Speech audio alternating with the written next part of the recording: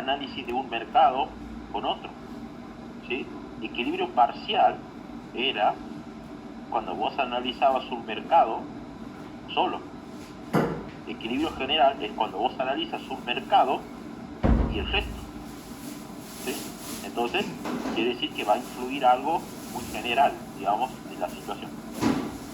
A ver, dice en un gráfico de equilibrio general donde la oferta y la demanda global de la economía están en función del nivel de precios, bueno, absoluto, y el nivel de ingresos real, hasta ahora nada raro me dice, eso es lo que va en los ejes del gráfico, indique qué pasaría en cada uno de los siguientes casos. Aumento en la productividad del trabajo.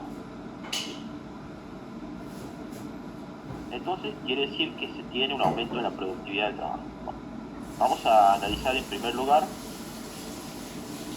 si yo tuviese un incremento en la productividad del trabajo,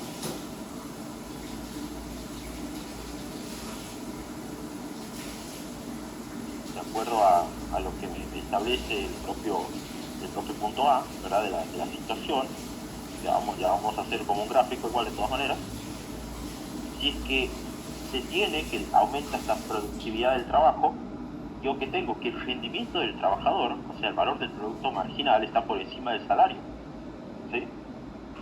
O sea, ¿por qué? Porque si la productividad del trabajo, o sea, ¿quién la hace? O sea, el propio trabajador, ¿verdad?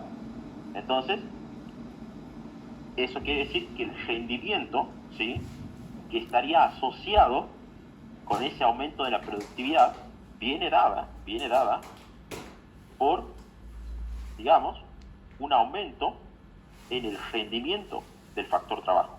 ¿Para qué hablo, Luis? ¿Sí? En el rendimiento del factor trabajo. ¿Por qué? Porque justamente si fuese todo lo contrario me hubiese dicho disminución en la productividad del trabajo. O sea, ahí sería un mal rendimiento en el factor trabajo, ¿sí?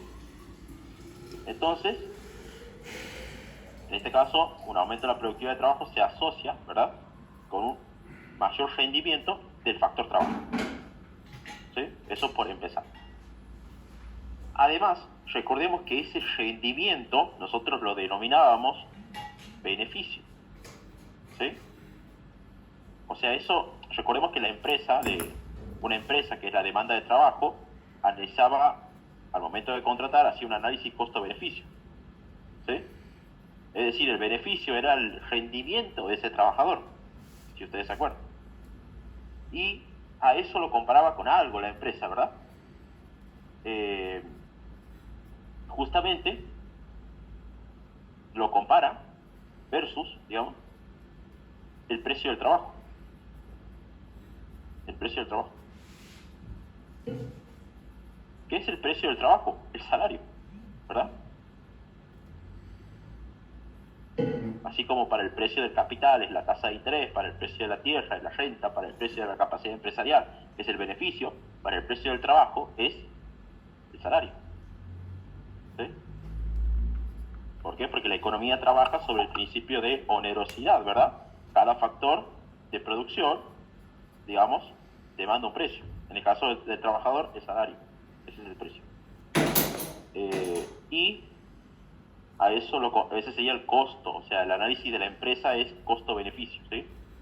El rendimiento de ese trabajador en relación al beneficio, o sea, el costo que yo le tengo que pagar, eso me va a permitir, digamos, suponer que si aumenta esa productividad, aumenta el rendimiento que estamos mencionando, que es el beneficio, quiere decir que este beneficio, en términos del rendimiento, posiblemente esté siendo mayor al costo que le tiene que pagar a la empresa, al trabajador. ¿Y qué pasaba ante ese contexto? La empresa contrata, ¿verdad?, factor trabajo. Entonces,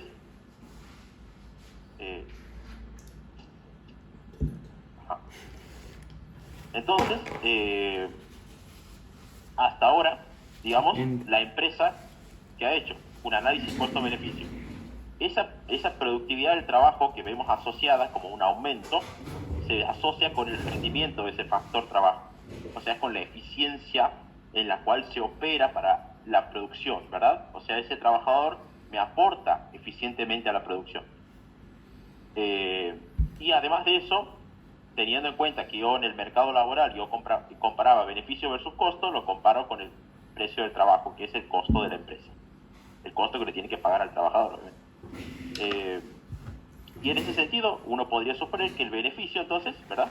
Esto no beneficio sería sería mayor al costo en cuestión, o sea, al salario. Entonces, la empresa, ¿qué hace? Contrata, ¿verdad? Bien, si llega a contratar la empresa, ¿qué pasa? Aumenta el nivel de ingreso, ¿verdad? ¿Por qué? Habíamos dicho, unidad 1, que existía un enfoque que se llamaba el del ingreso, ¿verdad? Donde dentro de ese enfoque del ingreso teníamos que se constituía por el pago en la retribución de los factores de producción que intervenían en un proceso de producción. Y el pago en la retribución de esos factores de producción se denominaba que yo tenía la renta, ¿verdad? Dentro del enfoque del ingreso yo tenía la renta, que era el precio de la tierra, más el precio del trabajo, ¿verdad? Que es el salario. No el trabajo, salario.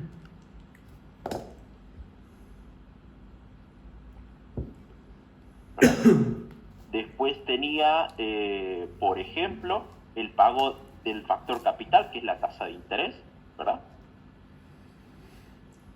Esto del enfoque del ingreso que hemos visto en la unidad 1 era el pago a la retribución de los factores, más, ¿qué más podía tener? El pago a la capacidad empresarial, que se llamaba beneficio, ¿verdad?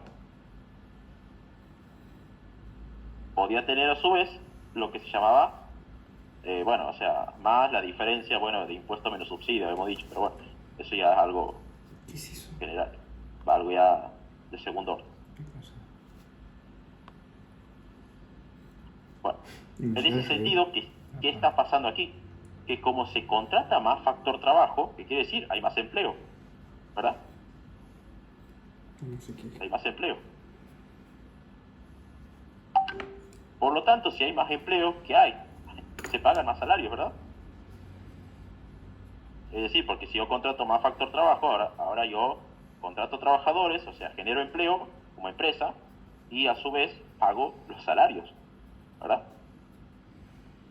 En ese sentido, yo los salarios los tengo aquí. ¿Qué quiere decir? Que si esta expresión aumenta el nivel de ingreso, ¿verdad?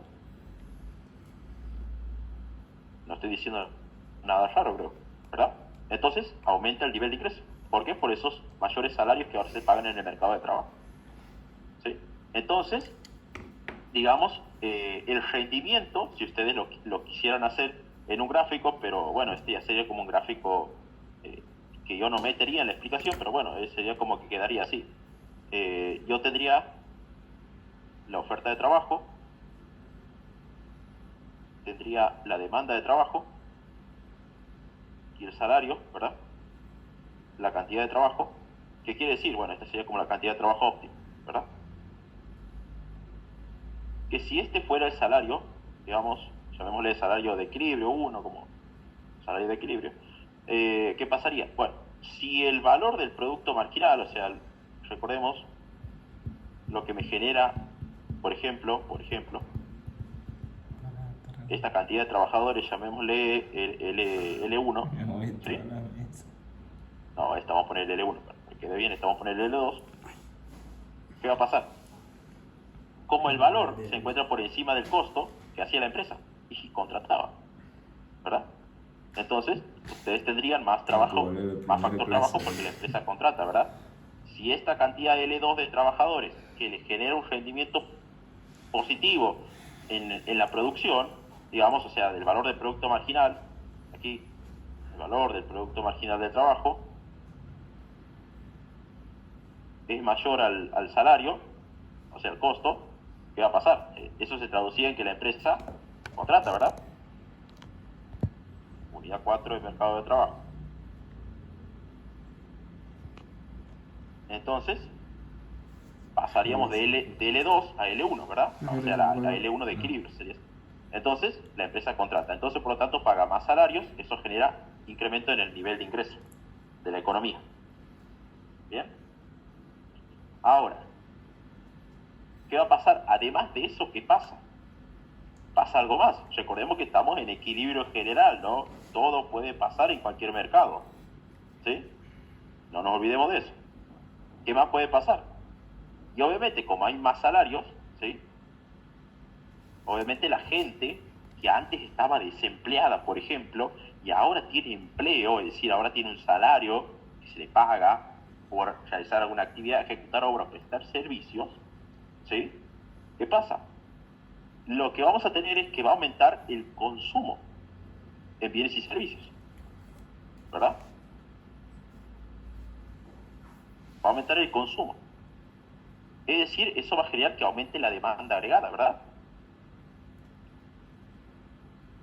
Y por lo tanto, si aumenta la demanda agregada, ¿qué se puede generar en el mercado de bienes? Un exceso de demanda, ¿verdad? Un exceso de demanda. Y ese exceso de demanda en el mercado de bienes, a ver, esto vamos a ponerle exceso de demanda de bienes y servicios,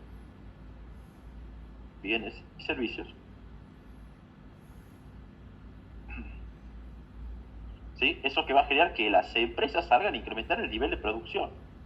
Es decir, van a incrementar la producción de bienes y servicios finales, como la definición de PBI, ¿verdad? Si incrementa el producto de la economía, quiere decir que está incrementando la producción de bienes y servicios finales. Entonces, ¿debido a qué? Debido a que, bueno, si ahora hay más consumo porque hay más salarios, se desplaza la demanda agregada, digamos, hacia la derecha, se genera un exceso de demanda que hace aumentar el nivel de producción. ¿Cómo se vería eso? Bueno,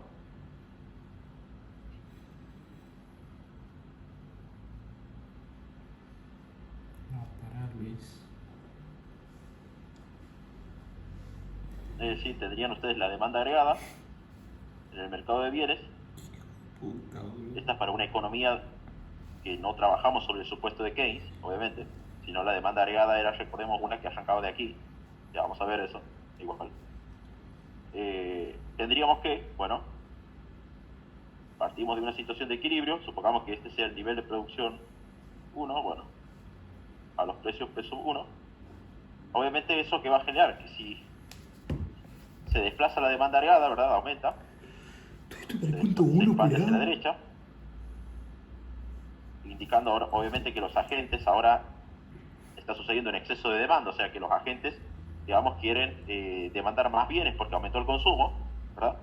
Bueno, eso va a generar que obviamente suban los precios, algo inflacionario, Vamos a pero es poner porque ese una gráfico, economía ese se está fundamento activando, supuesto, por Luis. eso no es una inflación descontrolada igual, ¿no? Sino que es 251, porque el PBI está creciendo, es decir, una inflación leve. Eso generaría que aumente de Y sub 1 a Y sub 2 el nivel de producción, ¿verdad? ¿Y qué habíamos dicho? El nivel de producción iba a aumentar, ¿verdad? ¿Por qué? Porque si hay un exceso de demanda, quiere decir que las empresas no van a recurrir al stock que tienen todo el tiempo, ¿verdad? Entonces, algo van a tener que hacer. ¿Qué es ese algo que van a tener que hacer? Aumentar el nivel de producción, ¿sí? Entonces, de esa manera, el exceso de demanda te hace que efectivamente suban un poco los precios, lo cual genera un poquito de inflación, pero es porque la economía se está activando. Eso lo habíamos visto en la unidad 1, creo también. Había dicho en un cuadrito que existían 3 variables principales: el PBI, la inflación y el desempleo, ¿verdad? Si subía el producto de la economía, causaba un poquito de suba en los precios. ¿Por qué? Porque era una economía que se está moviendo mucho, con más actividad, con más empleo, con más salario, con más consumo. Es decir, es lógico que algo de precios que aumente va a haber, ¿sí? Es decir, un poco de inflación. Pero lo que causa, además de eso, el exceso de demanda, digamos, es que suba el producto, ¿verdad? Suba la producción de bienes y servicios finales. ¿Bien? Ahora, no termina aquí la cosa, ¿no? Esto sería para una situación, digamos, que todavía no hemos metido la corriente keynesiana y clásica en este tema. Esto sería el comienzo, digamos. ¿Sí? Ahora vamos a meter ¿Qué dice Keynes respecto a esto? ¿Qué dicen los clásicos Punto respecto a B. esto? Pues Bueno, dice, a ver, en un vamos gráfico de a... equilibrio Voy a general, tener que desde la borrar algo. oferta y demanda global de la economía están en función No voy a borrar lo más importante, que es lo otro que está aquí nivel a general de un precios costado. absolutos y nivel Pero general esto general. sigue, este Indica qué gráfico pasaría sigue. en cada uno de los siguientes casos. Aumento de la productividad de trabajo, aumento en la oferta nominal de dinero. El Bueno, costo de este último aumento se traducirá en un aumento de vamos a igual ver qué dice proporción en los precios sin Keynes producir, y qué dicen los clásicos. no sé, es el fundamento de su respuesta. Y aquí pasamos después al punto B, que dice la teoría cuantitativa. Estamos ante un contexto de la corriente keynesiana. Esta Bien. situación no generaría cambios a los precios, incrementando el PIB a través de la política fiscal, con precios constantes, todo ello en el corto plazo.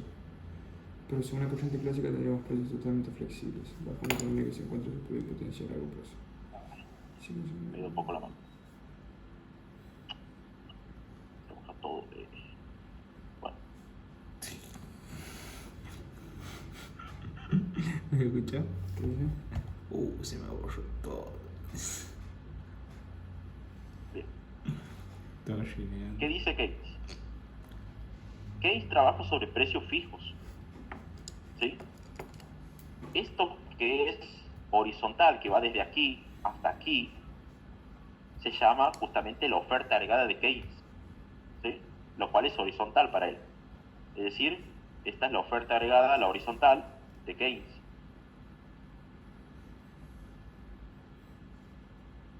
¿Sí? Lo cual Keynes supone precios fijos siempre. Esto ha venido explicado por un tema de la Gran Depresión, pero no quiero explicar el tema de la Gran Depresión de los Estados Unidos, porque haya surgido él en el año 29, el 33, después sacó su libro en el 35, que ha sido Teoría General de la Ocupación, el Dinero y el Interés, pero él suponía trabajar con precios fijos, ¿sí? Es decir, ya paso a explicar eso. Y Keynes considera que esto, él siempre lo ha pensado a la economía, siempre en el corto plazo. ¿Sí? Entonces, ¿por qué? Porque para él, en el largo plazo, todos los seres humanos están muertos. ¿Sí? Él mismo lo dice en su libro. ¿Sí? A ver, vamos a traducir eso. ¿Qué dice Keynes respecto a esto? Bueno, si ocurre que yo tengo una demanda agregada 1, ¿sí? Lo cual, obviamente, esta es la oferta, la que les había dicho, la oferta agregada de Keynes, o la horizontal, y demanda agregada, ahí se logra el equilibrio, ¿verdad? Oferta con demanda. Y supongamos que tenemos este PBI y sub 1. ¿Qué dice Keynes? Justamente Keynes considera que la forma a través de la cual se expande una demanda agregada es mediante la intervención del gasto público del Estado. ¿Sí? Es decir, justamente que se desplace la demanda agregada hacia la derecha. Él lo llama de que esto sucede debido a una política fiscal expansiva del Estado. Entonces, pasaríamos de Y sub 1 a Y sub 2. ¿Por qué? Bueno, esto de que la demanda agregada haya aumentado para Keynes deriva de lo que sería una política fiscal del Estado.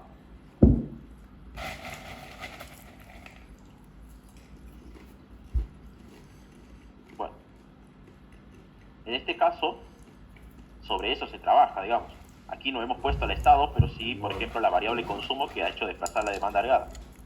Pero Keynes, bueno, trabaja sobre la política fiscal. De todas maneras, el análisis es igual siempre para todo caso. Porque Keynes decía que la forma a través de la cual una economía logra expandir la producción es incrementando el consumo. ¿Sí? ¿Por qué? Porque si, o que el Estado realice una actividad fiscal, digamos, expansiva a través del gasto público. En ese sentido, ¿qué se va a generar?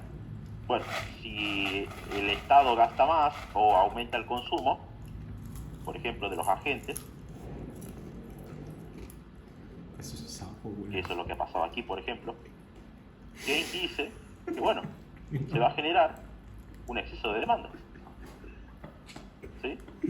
¿Cómo que es lo El que exceso ve? de demanda para Keynes supone que los agentes, las empresas, van a aumentar el nivel de producción. ¿Sí? Entonces, se desplaza la demanda para Keynes hacia la derecha, Sapo, sí, se parece. porque aumentó el consumo, por ejemplo, de los agentes o el Estado realizó políticas Que fiscales. atención le presta. Entonces, eso va a generar que las empresas aumenten el nivel de producción. Todo esto pensado sobre precios constantes. ¿Sí? Es decir, que no se mueven. ¿Sí? Sobre eso hace el análisis Keynes. ¿Sí? Bueno, y así podemos seguir, dice Keynes, expandiendo la demanda agregada de la economía,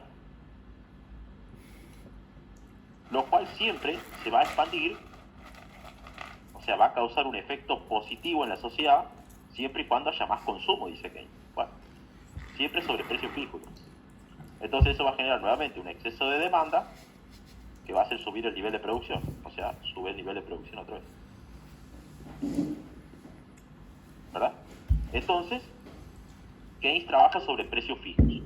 Ahora, ¿dónde están los clásicos? Y aquí, gracias a los clásicos, puedo explicar el punto B.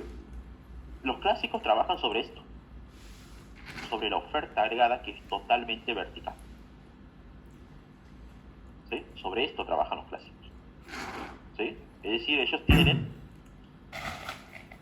una idea de una oferta agregada de los clásicos, vamos a ponerle, la corriente clásica de la economía,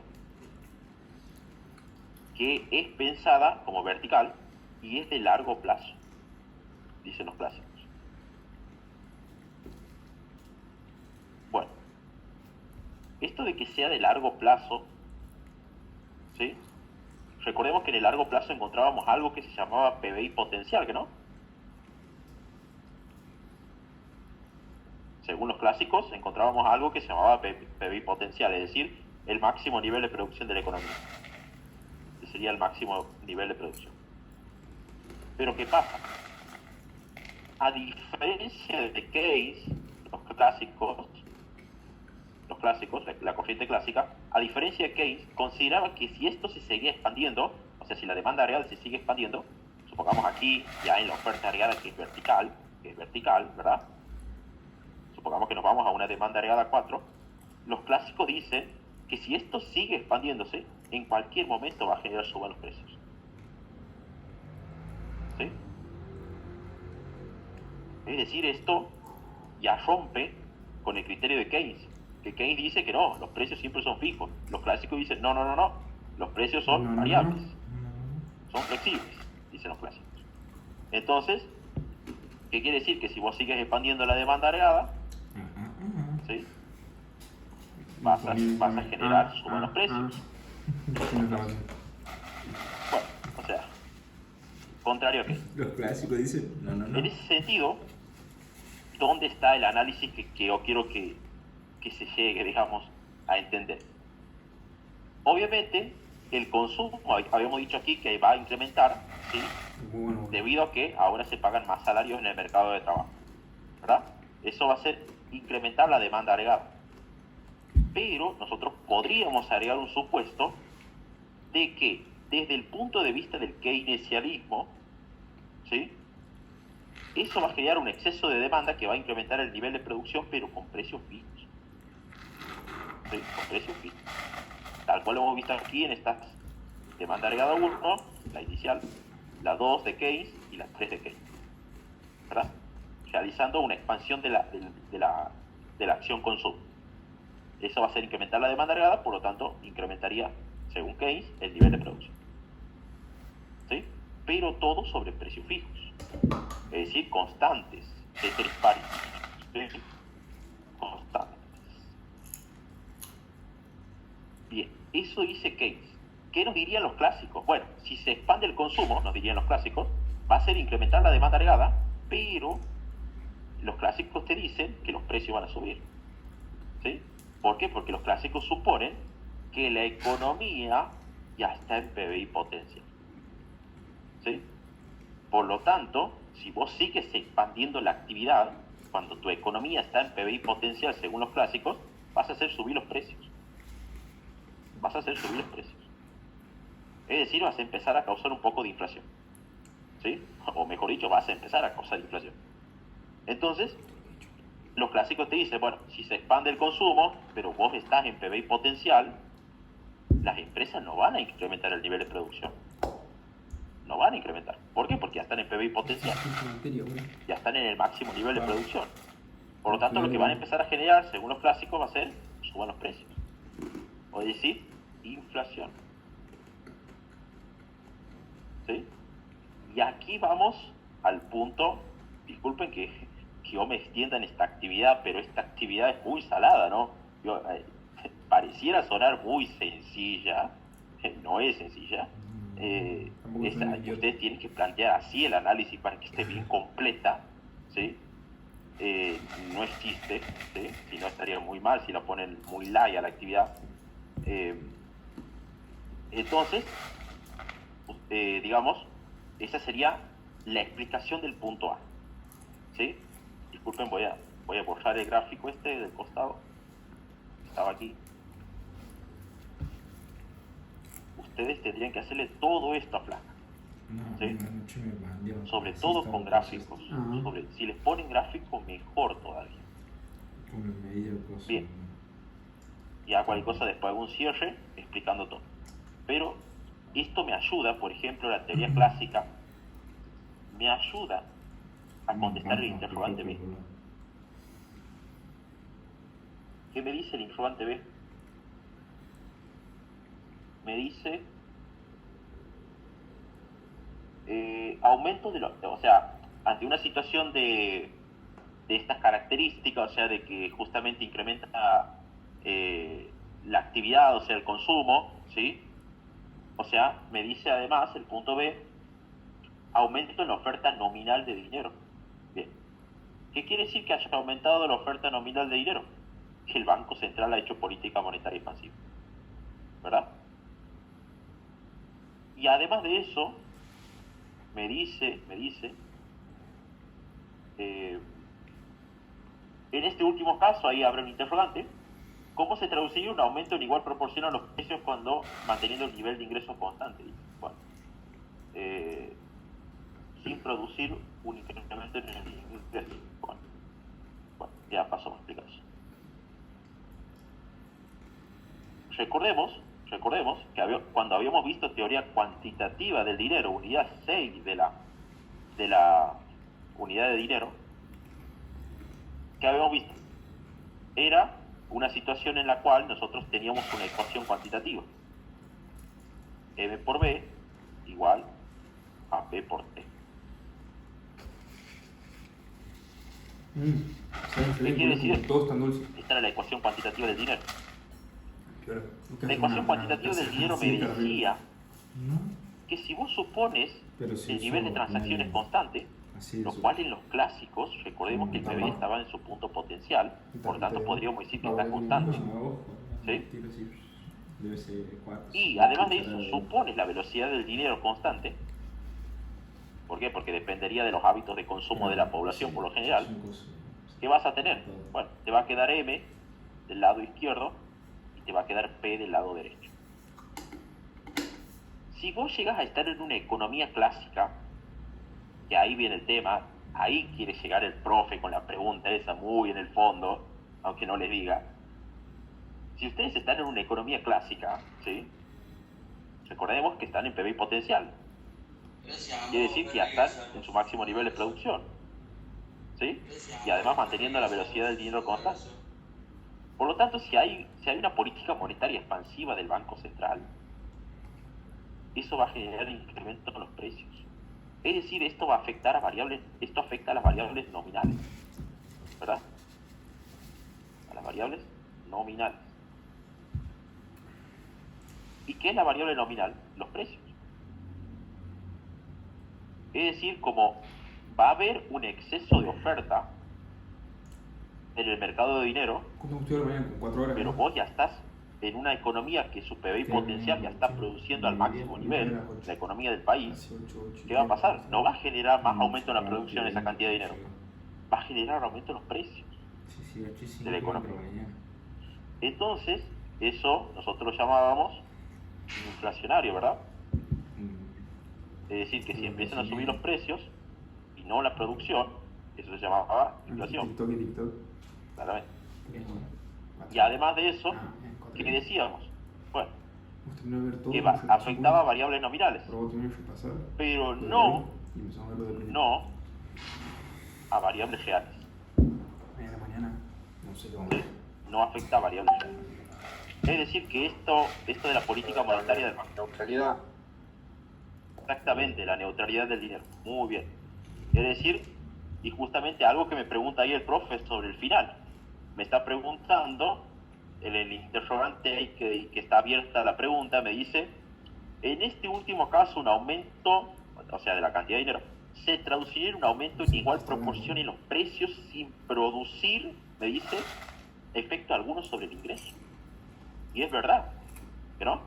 Nosotros acabamos de decir que esto es inflacionario desde el punto de vista de la... aparte recuerden que esta es la ecuación cuantitativa de los clásicos, ¿no? No nos olvidemos de eso. No es de Keynes es de los clásicos. Si no, vayan a la unidad y van a decir, ahí van a ver que dice teoría cuantitativa clásica. Entonces, no afecta a variables reales. ¿Qué quiere decir que no va a afectar a variables reales? No va a afectar esa cantidad de dinero, no va a afectar a la producción, que es una variable real. No va a afectar al empleo. O sea, no va a generar un incremento en el empleo, eso es a lo que me refiero. Que van a llevar todo Ni en la este producción examen tampoco. así, que me pida, Es decir, ni un efecto alguno en la oferta agregada. 2 minutos el examen. Es decir, nada sobre variables reales. Y eso se llamaba, como bien ha dicho el compañero, neutralidad del dinero. Como sabe Martín, ¿no? Neutralidad del dinero. Sí, tú andas pidiendo los grupos profesor de finanzas públicas ahora, ¿no? ¿Verdad? Esto de que Apuró, mi tonto. no afecte a variables reales se llamaba neutralidad del dinero. Porque a las que sí afecta este incremento en la cantidad de dinero es a las variables nominales, es decir, a los precios de la economía. Pero si suben los precios, obviamente, No, ¿a quién le gusta, no? Eso es inflacionario. A nadie le gusta. Entonces, eso es neutralidad del dinero. Pero trabajado todo esto desde el punto de vista No lo vamos a ver esta vez. de lo que sería la Porque corriente no clásica, tiene finanzas de empresas. ¿sí? Que supone, Porque no tiene matemática. aquí voy a explicarlo ya sobre el final, nuevamente, Es pesada, ¿no? Sí. disculpen, a ver, ya lo paso a explicar, no quiero borrar todo el dibujo. No, es lo que más miro. Siempre juego. Yo voy a decir cuál estaba, pero digo, uy, va. Los clásicos entonces suponen que si la economía ya está en PBI potencial, aquí, ¿verdad? PBI potencial, cuando la oferta agregada es totalmente vertical, no nos olvidemos de eso nunca, los clásicos suponen eso, Ya me he olvidado. consideran que si esta demanda agregada, demanda 1, 2, 3, que estarán de Keynes, con precios fijos, si esta demanda agregada se seguía expandiendo, pero con PBI potencial, eso iba a empezar a generar aumento en los precios. ¿Sí? Es decir, son precios flexibles para los clásicos. Y obviamente, si lo llevamos a esta situación, a la teoría cuantitativa, ¿sí? Que es de los clásicos, obviamente esto supone que esta T, que es el nivel de transacciones, no nos olvidemos, está constante. ¿Por qué? Porque está en PBI potencial. Y el nivel de velocidad de circulación del dinero también está constante porque los hábitos de consumo de la población lo están. Entonces, ¿ya qué te queda? Te queda aumento en la oferta nominal, obviamente repercusión en los precios. Nada más. ¿Sí? Y eso, así se contesta el interrogante B, llegando a hacer todo este análisis. ¿Sí? ¿Alguna pregunta que quieran hacer? Este gráfico nuevo. Pero alguna pregunta que quieran hacer, Alice. Algo que no esté quedando del todo claro. Disculpen que me haya excedido con esta actividad. Pero demanda, digamos, una explicación lo más corta y entendible posible porque te está pidiendo mucho en un solo punto. ¿Sí? Te está pidiendo mucho. Por eso es que la respuesta también habla de esto, habla de todo esto. Yo en la respuesta les desarrollo todo esto, ¿sí? Y si no me creen, después la pueden leer. Ya van a ver que van a encontrar todo esto que hemos hablado. Pero únicamente yo lo resumo en lo que puedo explicarlo de la manera más sencilla posible. Y bueno, obviamente no es fácil porque requería un gráfico. Así que este era el gráfico que yo quería que ustedes copien, lo hagan, y si les tocara el examen lo copien en el parcial. Ah, voy a rinden esto, ¿no? Voy a llevar una pasada. ¿Pero alguna pregunta que por ahí quieran hacer de esto? Ni un pedo me mandó. Yo quería llevar para la primera vez, ¿no? ¿Te acuerdas que te había dicho? Me si estudiaba todo enero. Esto, las clases Pueden hacerla con toda confianza, ¿no? Aquí Esta es la tercera. aquí podemos hacer de todo, hablar preguntar de cualquier cosa, No. lo que quieran ustedes, pueden preguntar, Sí. no quedarse con la duda. Clase. Hoy día es miércoles. Sí, vamos a la segunda quincena, ¿no? Sí, esto, primera semana, segunda semana, tercera semana, cuarta semana. El resto, algo que... Hasta ahora me contestó una compañera, ¿no? El resto, Hoy es martes. No, nada, Luis. Claro, hoy se queda la clase. Se entendió. 18. bien. Estamos Bueno, terminando. se va a cortar la reunión, vamos a hacer el punto 3, es más cortito que este, les juro. No vamos a demorar en ese. Es el valor presente neto. Esto lo ven los licenciados en administración, en la materia finanza de empresa. Este tema que se llama valor actual neto junto con la tasa interna de retorno. Y obviamente, digamos, hay un análisis que se hace en economía respecto a la inversión y la tasa de interés. Que eso paso a explicar la 3 y terminamos por el día de hoy con este examen. Yo prefiero comenzar con los exámenes salados, como este, y después ya nos queden los exámenes más light, por ejemplo. Así que hacemos la actividad 3, que es corta, y como es, y terminamos por aquí. Así que se va a cortar ya la reunión en un momento, así que, bueno, ingresemos en 4 minutos, por favor.